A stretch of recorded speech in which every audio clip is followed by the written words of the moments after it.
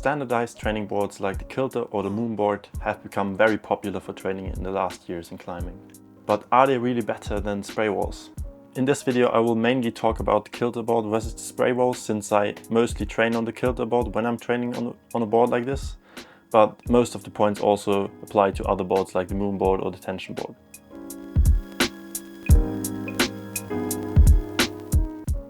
So what I think of when I talk about the Spraywall is a big wall with loads of different holds, from very big macros to really small crimps with volumes, and also the wall can have different wall angles and it's not just one flat wall.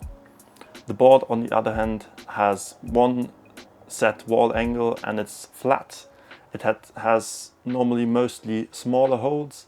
Like, it can have slopers and stuff, but there are no big macros or volumes on a normal board, I would say.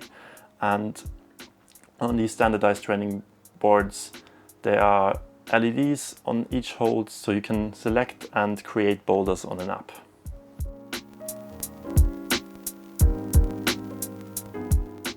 The biggest advantage of a Kilterboard or Moonboard over a Spraywall is that it's consistent and always the same wherever you go. When you train on a Kilterboard in Germany, you get the same holds and boulders as you get in the US. So you can just train on the same boulders wherever you go. A Spraywall, on the other hand, is unique. If you go to a gym here in my local gym, then you will have a much different Spraywall than in another gym. This can be both good and bad. I think it's really nice to get to climb on different holds in different gyms, but it can also be a disadvantage because the quality of Spraywalls varies a lot, and there can be a very good Spraywall in one gym and in another gym it's just not that nice, and maybe the holds are not good and it's not very well set. So that can depend a lot on which gym you are.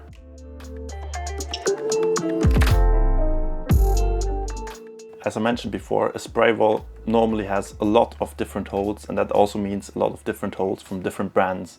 So they have a lot of different shapes and sizes, whereas on the Kilterboard or Moonboard, all the holds come from the same brand, so they are more or less the same.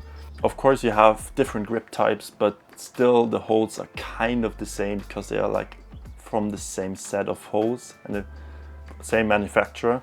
So the holds are more similar than to other brands. What I really love about the Kilterboard is that you can adjust the wall angle. So you can go from vertical to all the way to like a roof to 70 degrees or something, which is really nice for training. And you can adjust it on what type of training you want to do or what projects you want to train for.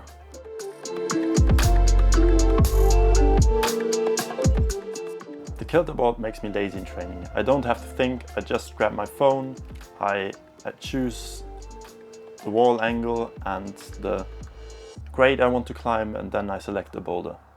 This can be both good and bad. If you just want to train to get stronger, then I think it doesn't matter that much if you have to think a lot and like be a little bit more creative. But if you want to get better in climbing overall and also technique and stuff, then I think the Spraywall might be better, especially because you have to be more creative with deciding which holds you want to use and setting your own boulder problem, or creating your own boulder problems. Of course you can also set your own boulders on the Kilterboard, but I think most of the people that train on them are not doing that and just using the app and choosing boulders that are already there. On the Spraywall you have to create your own boulder problems most of the time, and of course it can be a little bit intimidating in the beginning if you're not used to it, but I think it can make you a much better climber and it can improve your movement a lot and also your ability to solve boulder problems.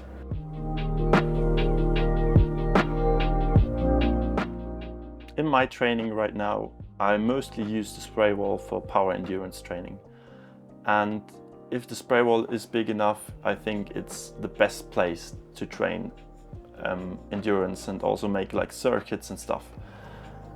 Of course, there's also this feature for the Kilterboard app that you can like have roots and stuff, and you can climb them on the Kilterboard, but I think on the Spraywall it's a lot better. It's a lot better for that, and yeah, it's a big advantage of a Spraywall, I think, to train endurance for bouldering as well as route climbing.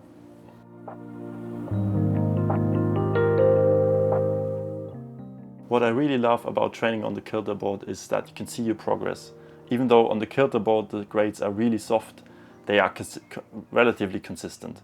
So if you climb a 7C, it's most of the time it's very similar to the other 7Cs. There are of course some softer and harder ones, but you can see that you can see your progress. When you are on a Spraywall and creating your own climbs, then it's often not that easy to see the progress and track the progress, because you're always climbing yourself. You can of course grade them also yourself, but I think it's harder to see the progress if you're just climbing always different boulders and stuff. Of course you can set like benchmark boulders and grade them and say, yeah, now that's a 6C, and you know that you know how well you can climb it, and maybe it gets easier over time to climb certain boulders. But it's harder, I think, to track the progress and see the progress in day-to-day training.